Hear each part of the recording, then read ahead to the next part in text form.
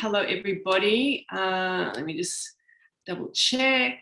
Are we good? Can you see my screen? Ta-da!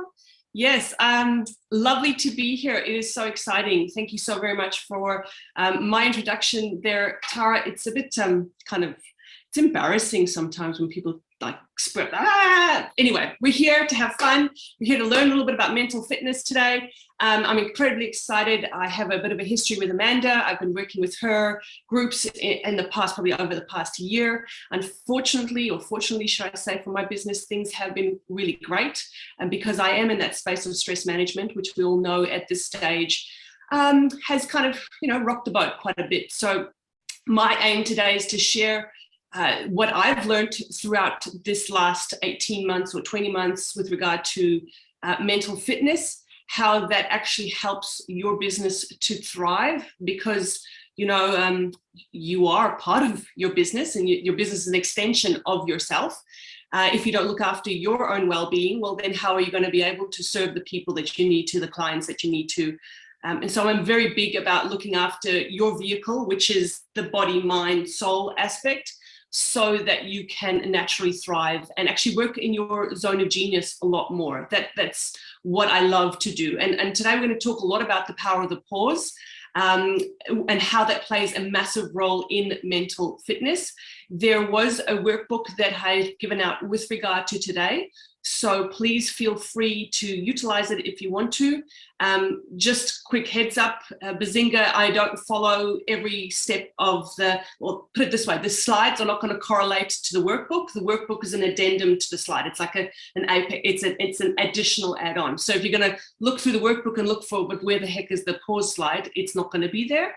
It is actually a workbook where you can take some notes and actually do some breakout rooms or some annotations as well. So just to give people a heads up, because sometimes they do freak out that, oh my goodness, the slides don't match the workbook. I'm just going to double check as well, Tara, will you check the messages for me so I don't have to do that? And I can just kind of zoom out of that. Fantastic. Absolutely. If you want to, we'll deal with that when you finish your session. Thank you, Adele. Perfect. And please, ladies, please ask questions via the chat. I normally ask people to utilize the more buttons so you can have your reaction. So if I ask you for a thumbs up, you can either give a thumbs up or you can give a smile, a frowny face, whatever it is. Please utilize the dashboard that Zoom does give you, because it does make it a bit more interactive. Firstly, I'd also like to just check in that everybody has got something to drink, because hydration is really good. Quality H2O. It can be a coffee. I'm not going to go hard scale on coffee just yet, because I know that's, I love a coffee too. Great, I've got a thumbs up there. But we're looking for sustainable practices. So yes, today throughout your day, you're going to be in front of the computer. Please utilize the power of water. Your brain needs a lot of that to actually, needs a lot of water to fuel it. And obviously, I think it's about 70% of our energy is actually spent in our brain capacity. So even more reason to give it good fuel to work with. So I'm going to give you a few seconds if you need to go and grab a glass of water. I am also going to ask that you've got your pen and paper handy. And let's start with the power of the pause and what that means with regard to mental fitness. And I think the easiest part to kind of start with is to say that mental fitness focuses on a super simple formula for success. And that formula for success is growing 3 core mental muscles. And I'm pretty excited being the forerunner, the first person in the lineup today, because I trust it would give the other presenters and the participants some language around sabotage and self-sabotage that could or may enter the fold, especially when you're starting to do scaling attempts within your business, or you're got to get over some certain hurdles. And sometimes the mental aspect of it can be, doesn't have to be, it can be something that keeps us back. So having this tool segment, or this mental fitness segment at the beginning of it, is a pretty good move. So well done, Amanda and co, because now you can actually take it through the rest of the day and call people and help them in your breakout rooms when you're chatting to go, well, is that actually maybe a saboteur speaking, or is this your mental fitness that's now being stretched, which I'm going to share what that means, or do we need to put ourselves into a different mode of thinking, a different philosophy, a different way of coming about an answer to the problem that is in front of us. So I do think it is an aspect, I'm biased, obviously, an aspect that kind of sometimes is glossed over when it comes to business growth, because businesses press our buttons, jeepers, 24/7. As soon as we want to do something that is a little bit more ostentatious, and you know, the biggest button we have here from the statistic is the 500,000 mark, or ceiling, should I say. So there's already something that needs to be busted, and mental fitness can help you to do that. So like Tara said, I've been doing this for over 10 years, the mental fitness aspect. I started my first business when I was 13. I was very fortunate. I had, like with my sporty history, I had a string of injuries that one year, and I was sitting doing nothing on a weekend and started twiddling my thumbs and thought, well, why don't I go and sell jewelry at the flea market? So back in the 70s or 80s, I think 80s, I'm dating myself, flea markets used to be the rage, and that's where my entrepreneurial seizure started. So I do appreciate and understand where people are coming from with regard to running their own businesses. I do speak quickly, so I'm going to ask you to listen quickly today. I also do have a funny accent that kind of chops and changes. I was fortunate enough, I grew up overseas. I lived in America for a long time. I lived in England. My dad was a spy. We did a lot of diplomatic things overseas. So I guess all of that is what I'm bringing to the table today, is that different way of looking at things and coming up with a great solution for a sustainable outcome. In the world of peak performance, we're always looking for something that will give our clients the edge, right? We're always looking for something that's going to make a massive difference for people, and that's simple.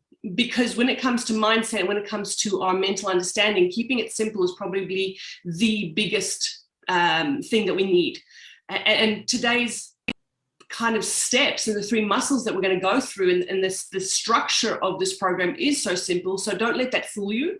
Don't let that fool you just because it's simple, it doesn't work. It's the simplicity that does make this work. And so during our first lockdown here in Queensland, because I am in Toowoomba, so just about 2 hours west of Brisbane, I had some time from my facilitation aspect of my business to take a pause, and that's why I'm so fond of the power of the pause, because that pause actually gave me the permission to breathe, and it gave me the permission to reflect on what it was I wanted to deliver, and the aspects of my business. And I came across this mental fitness program, which has since then absolutely transformed not only my business, but the way that I am, the way that my clients are, and the results that we're getting from it is pretty sensational. So I have a little bracelet here on my arm, and here's like a little tip number 1 from today. If I don't take a pause throughout the day, the bracelet has to go on the other hand, and I have to do 21 days of pausing throughout my day. So actually taking a few seconds, a few minutes of, whether it be going having my cup of tea outside in the garden, or I just no technology for a few seconds, going putting my feet on the ground. If this bracelet doesn't move, or if it moves, it's because I haven't done my power of the pause moment for the day. So it's just a nice little visual cue to help me to ground and grow one of the 3 mental muscles that we're going to be going through today. So very simple, very easy. Again, I'm going to say to you again, this stuff is not rocket science. The beauty of mental fitness is that our brains have got a lot of neuroplasticity. They are meant to grow. They're meant to evolve. They're meant to help us thrive. Sadly, some of the way that it has been constructed up here, it helps us to survive, but not necessarily thrive. And the last year and a half, or 18, 20 months, has capitalized on that kind of non-thriving aspect of our brains, and focused a lot on the survival aspect of our internal makeup. So when you embrace this power of the pause, you start growing that mental faculty, that mental facility, and you're actually, creating more space, more mental neurons for your brain. And that's when your mental fitness actually starts to accelerate and grow. So the power of the pause, you'll hear me say it a lot today, is the foundation upon which this training is built. Now, a little bit of bush logic. I also used to live, or bush irony, I used to live in East Africa for a long time, at the foothills of Mount Kilimanjaro, as you can see there. And the irony of taking it slowly. And so the word up there says pole pole, or it looks like pole pole. In Swahili, pole pole means slowly, slowly. And it's the people that take the most time to get up the hill, for their body to acclimatize, for their body to adjust and do what they need to do, and their ego kind of set aside, actually do summit. The people who are the most fittest in the world don't necessarily summit when they have this adage of rush, rush, rush, hustle, hustle, hustle, because physically their bodies actually can't acclimatize to the altitude. So the lesson in there is let your bodies give them some breathing space so that you can traverse the mountain that might be coming up in the next year, because we know what's been in the past. We're coming towards the end of the 2021, hopefully, and 2022 for a new fresh start, so that we are not only physically fit, but we're mentally fit. Because if you don't have mental fitness, you're going to struggle to get over a big mountain that may be ahead of you in the months to come. So as you need physical fitness to climb a mountain, you need mental fitness to help you to overcome those things, those challenges that might be ahead. Now, as with anything in terms of fitness, so there should be like kind of a ding dong word there, it's fitness. When we exercise any muscle, it starts to get fit, and our brains are no different. We can either kind of help them along and make them work, or we can become the couch potato and the brain just kind of atrophies and dies. And so when we work these three mental muscles, of which one is the pause, we start taking our status from off the couch potato, mentally fitness wise, to running on the treadmill in a really, really sustainable way. Now, I do know as female founders, as female business people, you'll be running consistently, as it were, in the headspace. So I'm not thinking there's couch potatoes out there. However, are we running and are we creating the mental muscle that's sustainable, or are we operating from that kind of lack thinking, or that contrived stress-related thinking? And that's where mental fitness comes in today, about how to create more flow, and that you're not being pushed by the world of your saboteurs, your sabotage programs, because there's very different motivation about through fear-based motivation versus that expanded thinking motivation. So that's what we're going to delve into. Let me just quickly have a quick look. I see there's some things in the chat. There, thank you. It's just the workbook. We'll take a sip of water as well.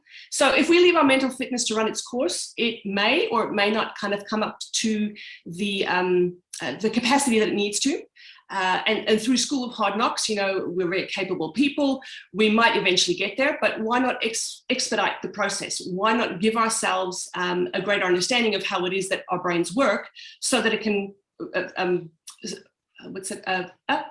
so that it can serve us better. I had a mind blank there for a second. So that our minds can serve us better. So muscles atrophy, like I said, if we don't practice them, if we don't utilize them.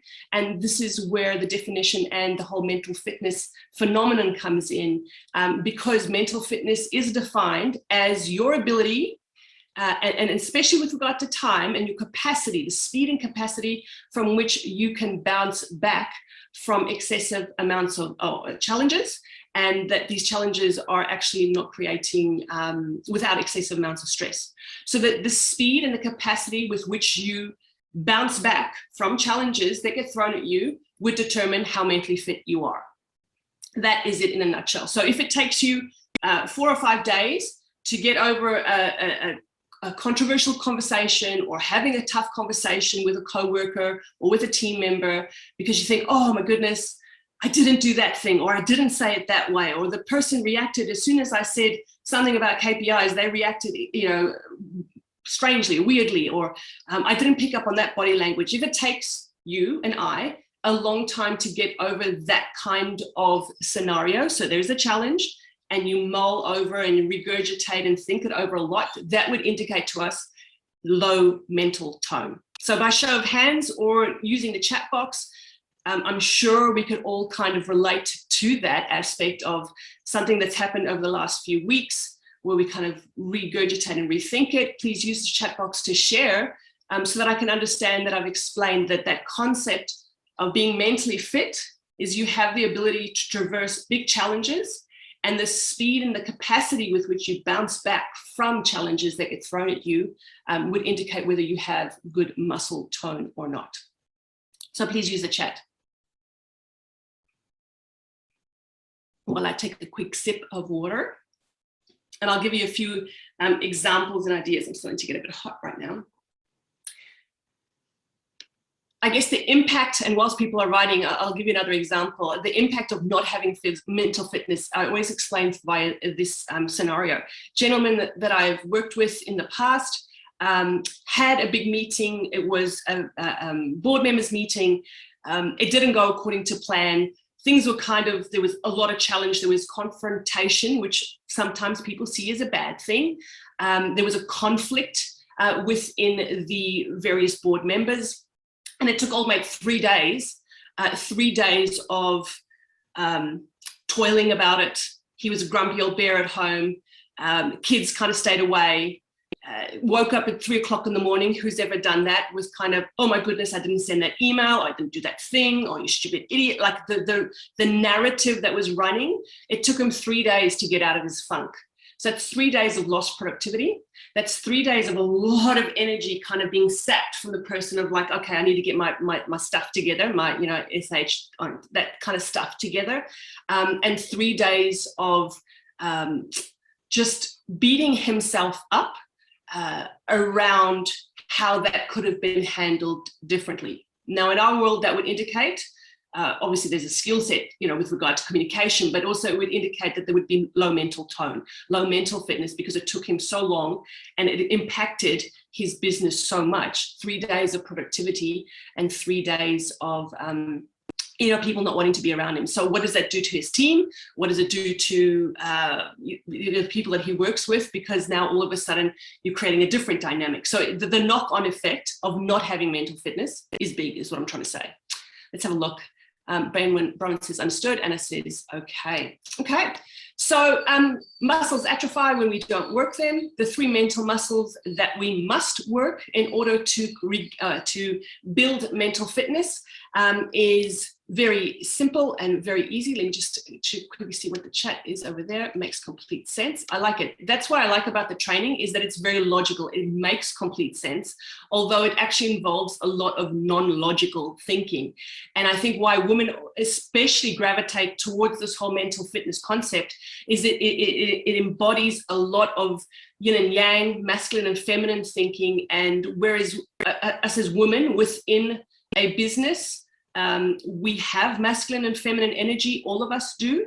And where mental fitness comes in and creating greater mental fitness is actually embracing a lot of the feminine energy qualities. This is not a gender discussion or a non-binary, it's just men. We all have masculine and feminine energy with us, task-orientated, to-do lists, drive, we need to get the invoices out, supply chain, that's all very masculine orientated energy.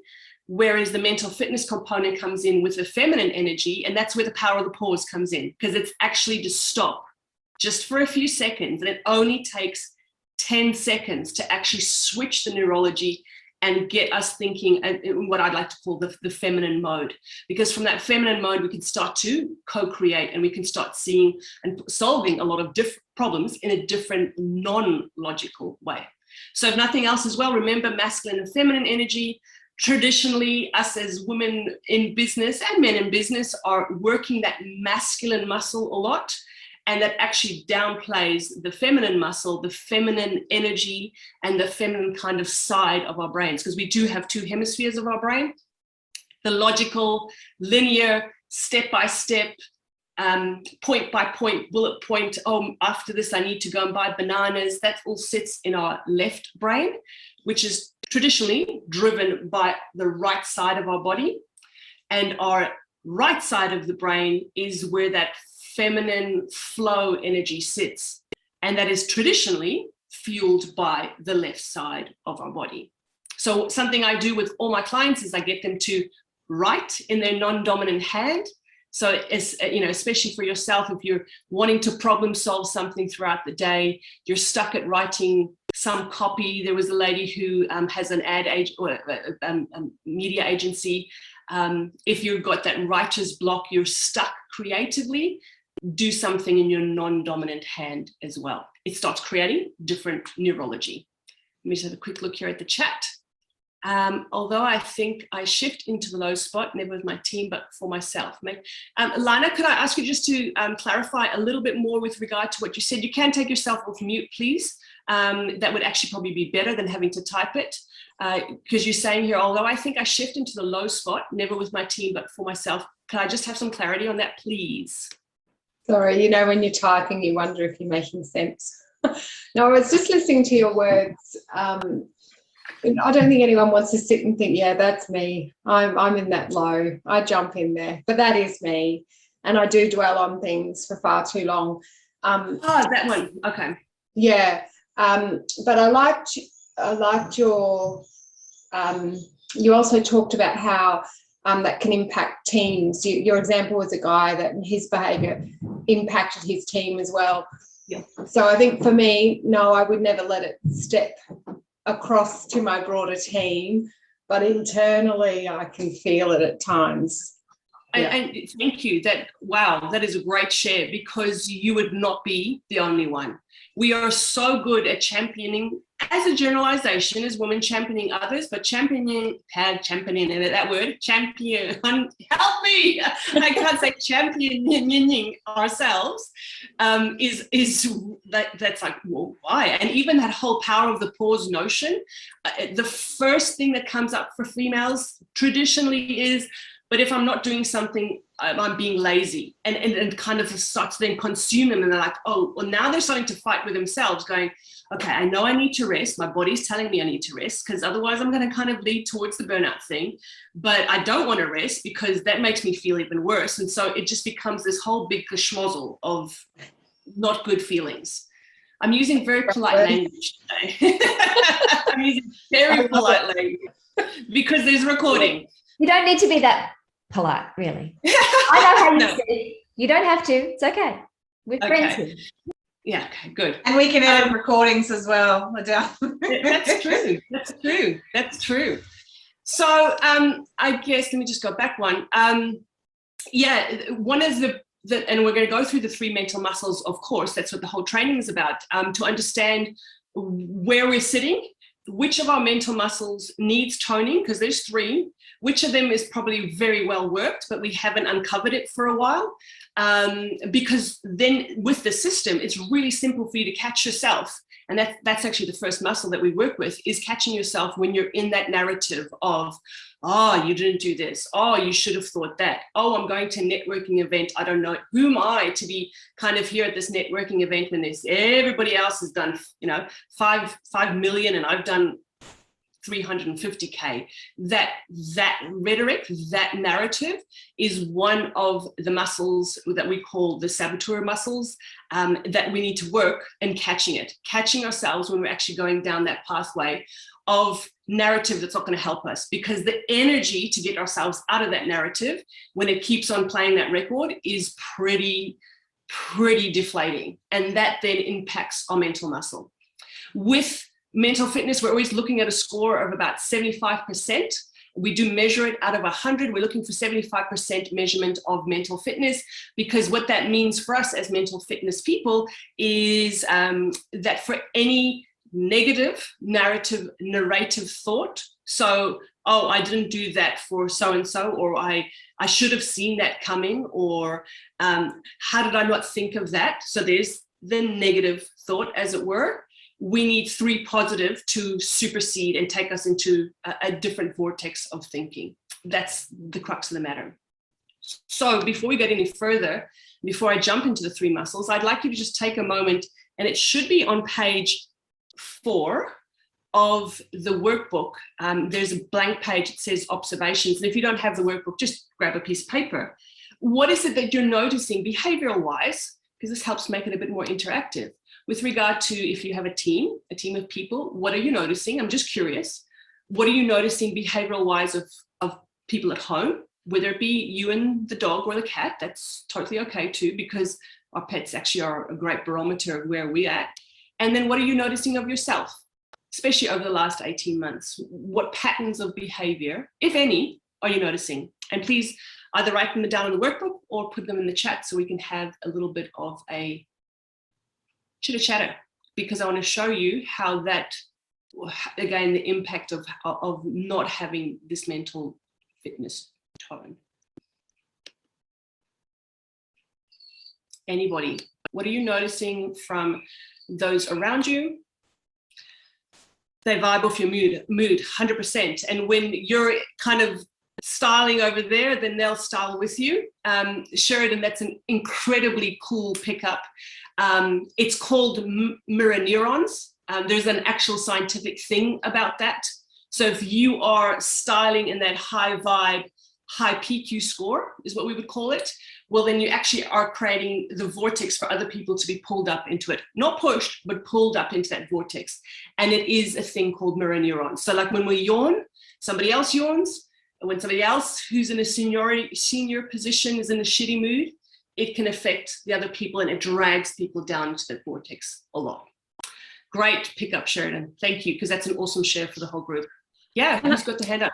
Can I ask, how do I reduce that? Like in those moments when, if I'm, for example, a bit stressful, or, you know, I've taken on some information and I'm processing that information, obviously that's when my mood and my emotion changes and people notice that and they go with it. Sometimes I want to turn that off. I don't want them to go on that same journey as me as I'm processing all of the information. I'd like to be able to just neutralize it so that then I can come back with the right information that I want to share with them. And that's where we embrace the power of the pause. That's where the pause comes in, where you're actually going to shift yourself from where it is, whatever it is that you're, fixated on, and fixated in a good way. And you're going to give yourself permission to just actually switch hemispheres of your brain. So that's muscle number 2. And that's going to allow you to guide and actually direct your brain in the way that it needs to. And then you can go and serve whoever after that. So muscle number 2 that we're going to get to is going to be very great for you, pertinent. Okay. Answer your question? Thanks for asking. Okay. What else have we got here? Anna says, yes, it affects my child as well. 100%, Anna. Again, exactly like Sheridan said, your vibe attracts your tribe. You know, we've heard that kind of adage. It affects the knock-on effect of it when we're not in control. For those of us who do like to take control, this is one thing that we can take control of, and that is our internal narrative, which is the catch muscle, which we're going to go through now.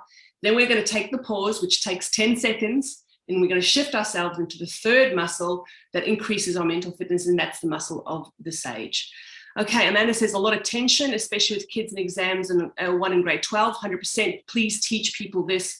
I guess one of my 5-year visions is taking a lot more of this kind of mental fitness training into schools, especially for high schools, because you're going to give people with an incredible coping tool, a coping mechanism, which is not being taught right now. I can guarantee you it's not being taught. Just 2 weeks ago, I was doing some workshops here in Toowoomba, all female group of accountants. There's only one gentleman in the whole room of 16 ladies. So really interesting dynamic. Sadly, what I saw, and please, this is my generalization, the younger crew that are coming through, so it wouldn't be millennials, it would be Gen Is, the iGen. They're all straight out of school. Their mental tone, their ability to interact with us during the workshop was profoundly affected. Now, they're our next generation of team members. They're our next generation of entrepreneurs. And those ladies, sadly, in the room really, really struggled with this whole mental fitness concept. Didn't struggle with the concept, struggled with being so behind the 8 ball when it came to their mental fitness. Okay, so we're noticing a few things. I'd like you to continue with your workbooks to utilize it maybe as a bit of a journal. Be cognizant, take that moment of pause and see what you're noticing, because what you're noticing will help you to apply even more of this training today. So there's 3 muscles. If you draw yourself that Venn diagram. In the middle there is your sweet spot. It is your peak performance. It's your flow state. On the top right hand side, you can put mental muscle. Number 1 is the catch muscle. So we're going to catch ourselves. We're going to intercept our saboteurs when they're at work. It's that split fraction of a second when somebody says, okay, I want you to scale this. I want you to take it into every school in the country, and your body goes, I can't do that. And you start building up all the resistance, all the reasons why you can't do that. That's the first muscle that we need to work, is the catch one. Muscle number 2, you can put it on the left-hand side, is the pause muscle. It is taking that deep breath. It is grounding yourself, opening up your 5 senses so that you actually are switching on a different hemisphere of your brain. And then the last muscle, the one at the bottom, is the sage muscle. And that is the muscle where you start to create, like I said, from that feminine energy. It's very much right brain orientated.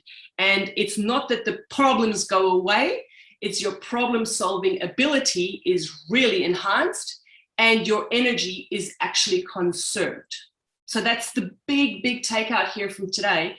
If you keep on motivating yourself through a grind, hustle, work harder mentality, you're actually going to deplete yourself. And that's where burnout comes in. So as a peak performance person, burnout and peak performance run a fine line. But the more you fuel yourself from your sage adage, my tongue today, the more you come from that adage, the more you're actually going to top up your reserves and your energetic reserves as well. Okay.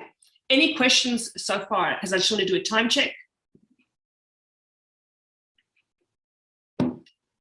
All good? It's fine, Adele, and there's no questions coming up, but unless anybody wants to ask any. Okay, great. Lana says, love it. I'm glad you love it, Lana. I don't know what part you love in it, so you can always tell me what you love, so that it gives me, again, feedback to know if I'm hitting the sweet spot and people are understanding. So cognitive behavioral therapy, positive psychology, neuroscience, and also performance science has been used to create this system by my very good friend and mentor now. His name is Shirzad Chamine, so please look him up. He does great work in the space, and I stand on the shoulders of giants before me, so I do want to always give credit where credit's due. I would have loved to have come up with the simplicity of the system, but it is his brain work. I just notice how easy and palatable it is for people that you can't make it up. Like it is, and that's the beauty of it, is the simplicity of it. So the first one we want to catch, that's it, great. The simplicity of our 3 muscles is catching ourselves when our judger is at work. So under, in our workbook, if you look at page 3, I think it was, it's a cartoon space. It's a little bit of Calvin and Hobbes there. You can have a look. It shows us the different saboteur programs that we run, and we all have them. It's whether they're strong or weak. So we all have some of these saboteur programs that we run, and it's kind of multifaceted, but it is pulled along and spearheaded by the muscle of the judger. So we either judge ourselves, which, hands up, we've all done that. We judge others. They didn't do that. Oh, why did they put it that way? Why did they not understand the communication? But I sent the email, so we're judging another person.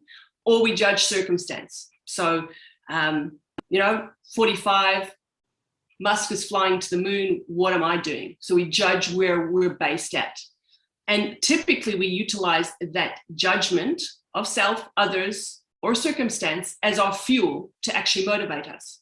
But that fuel has a short lifespan, and that fuel of that kind of negative emotion of stress, irritation, frustration, it's depleting, okay? But we've been taught that, if we don't feel that angst, or if we don't feel that worry, then we'll become lazy or complacent and we won't do anything.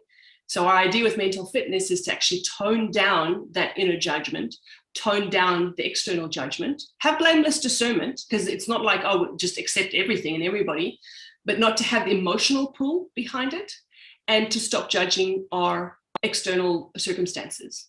Social media plays a massive role there, where the compare-itis, that starts getting the narrative going again in the brain, and it actually strengthens the non-catching muscle. So we run off on a tangent internally, and internally that also runs a lot of our biochemistry. So a lot of our stress gets activated that way. So if we start catching ourselves when we're either in that judgment of self, judgment of others, or judgment of circumstance, then we're already starting to create our mental fitness tone. Muscle number 2, with regard to that, I've got my slide.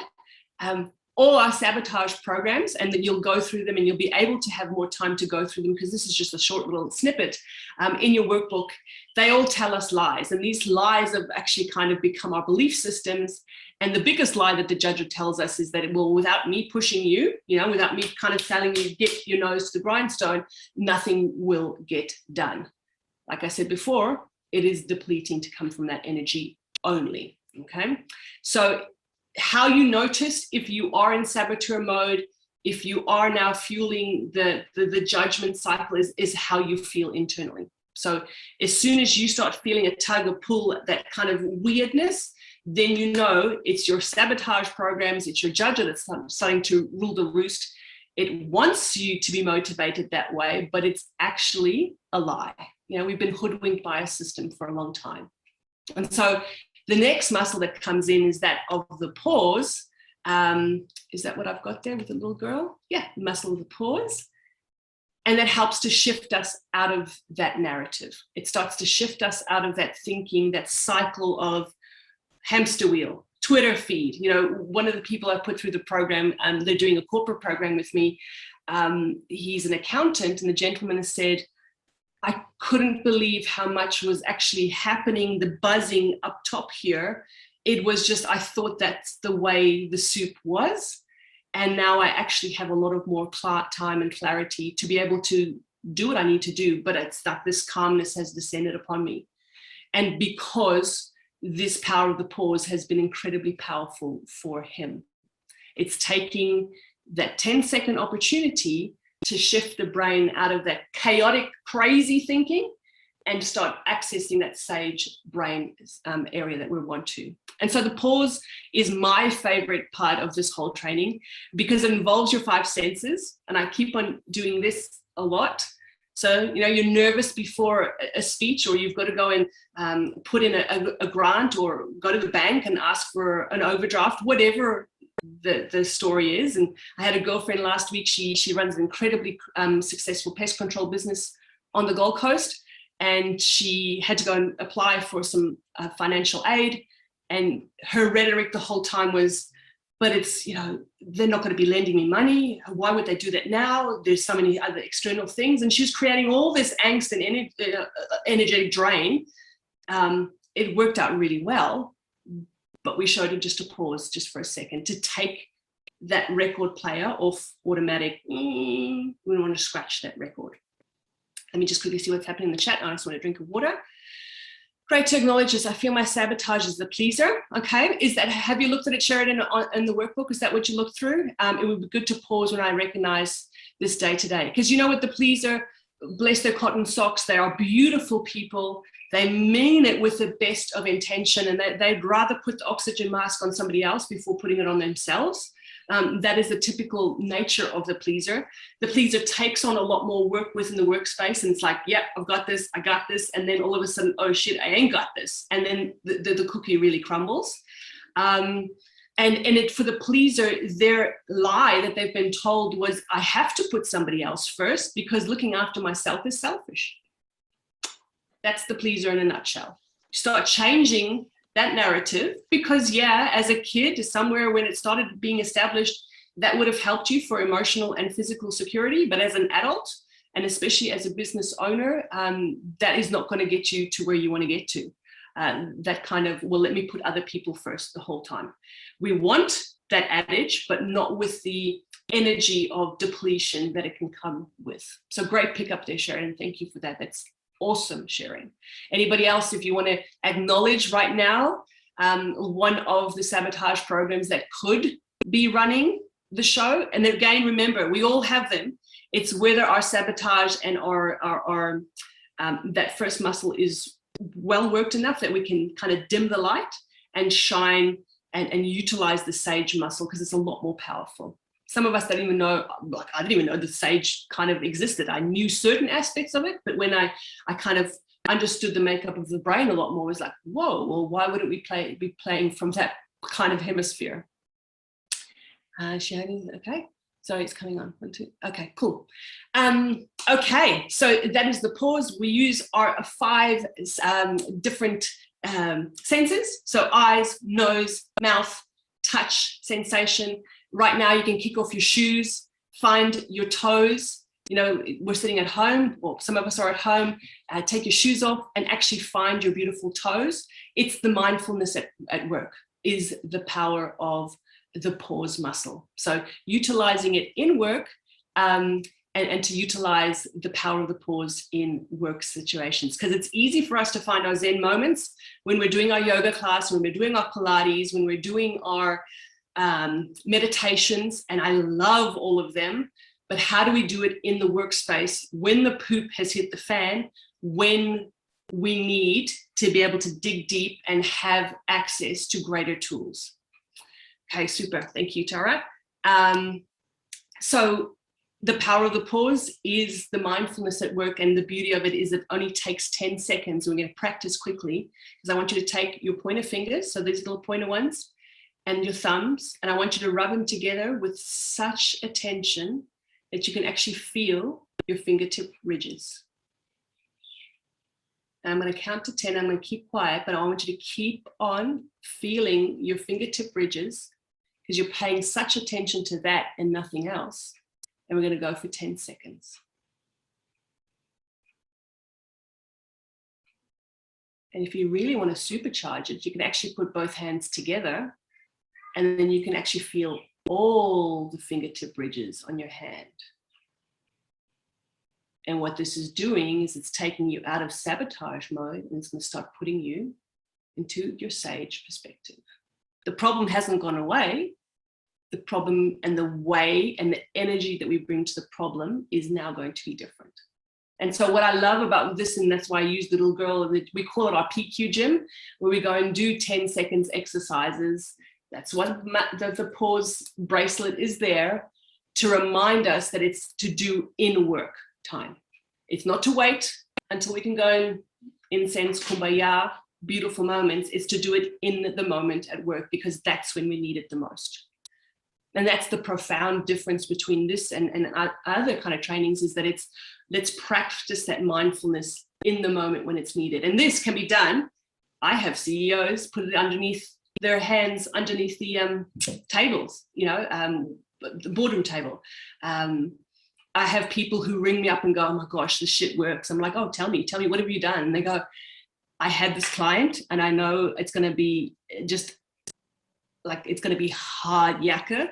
And I have to prime myself. And so I just did my reps beforehand. And I came into the conversation with a lot different energy, and the outcome was amazing. And they're like, oh my goodness, this works. Like, so you're taking control of your narrative so that you can serve yourself and others obviously better. So that's the beauty of the power of the pause. Grab another tool. Let me have a quick look here in the chat just before. Amanda says, yeah, it works so well on a table in the meeting. Snap, yep, that's super cool. It's such an easy exercise. The only thing that you got to remember is to actually do it. That's the part I can't help you with.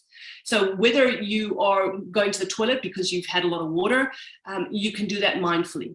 Whether it is doing a rep before you are getting on the phone call with a supplier, because now you need to blast the supplier because they can't get the bloody stuff here in time.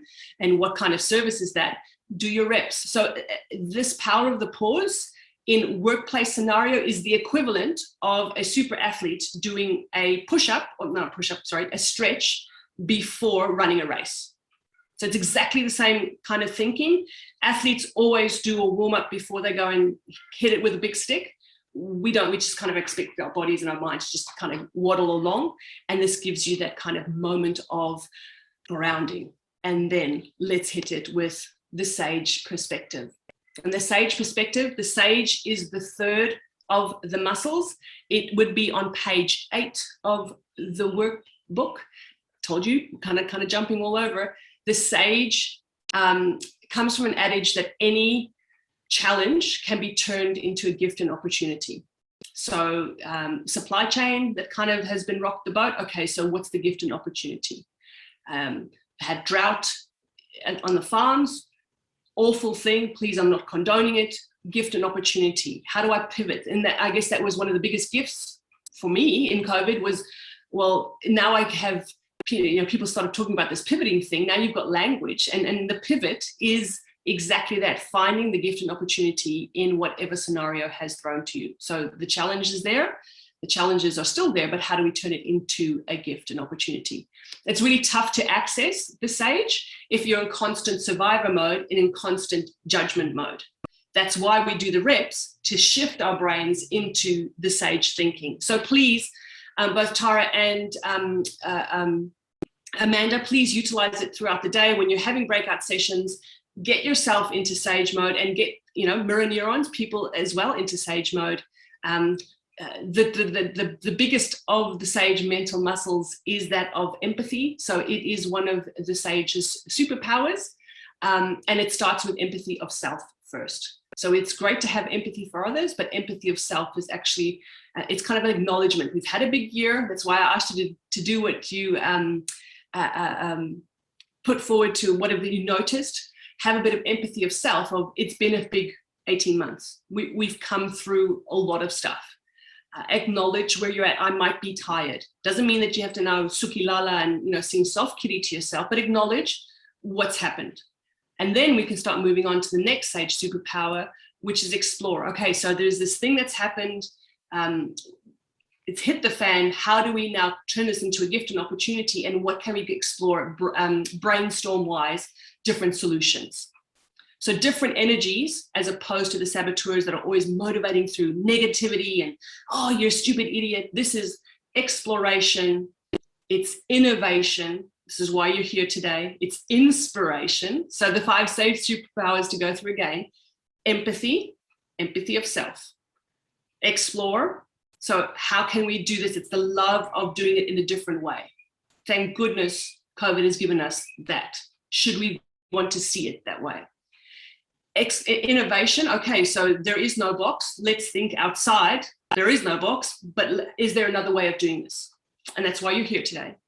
And then we navigate, which is another one of the superpowers. We navigate towards our intention, our why. Why are we doing this? Why did you start the business? To assist and help whoever it was.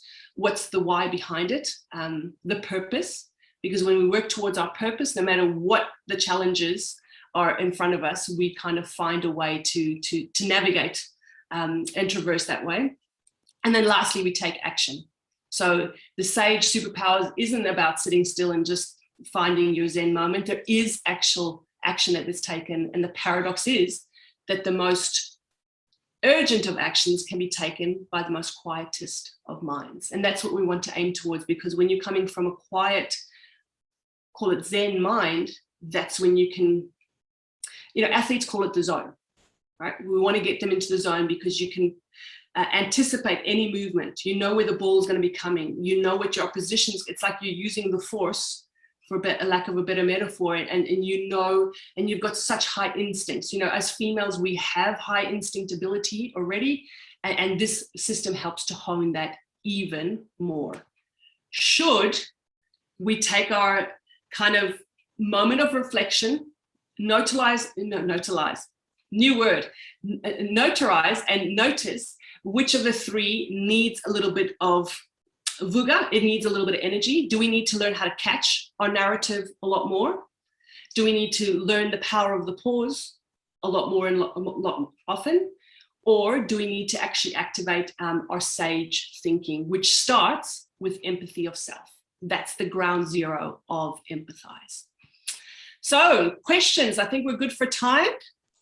Any questions? We're a bit over our time at the moment, Adele. So, but anyway, if everybody wants to ask some questions, that's fine. A couple of quick questions. Please, question.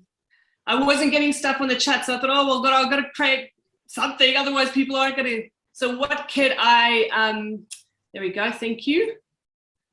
No, changed of screen.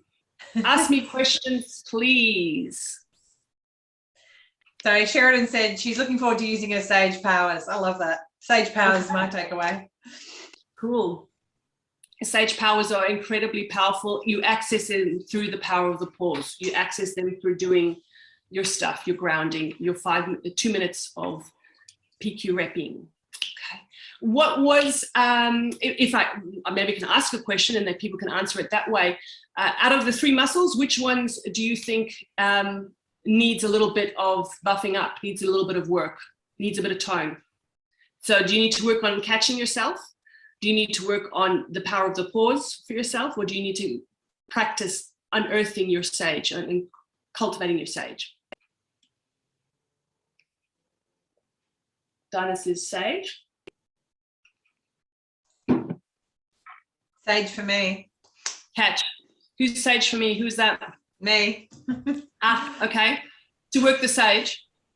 Yeah, the power of sage. So I think it's going to be a very useful tool for me.